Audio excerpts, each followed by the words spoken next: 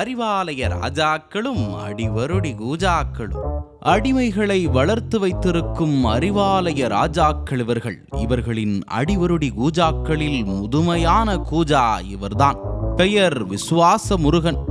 ஆமா, நான் தான் முதிர் வயது கூஜா விசுவாச முருகன். அப்பா மகன் பேரனுக்கு மகன், இப்படி வழியா அறிவாலய ராஜாக்களுக்கு கூஜா தூக்குறது தான் என் பாக்கியம்.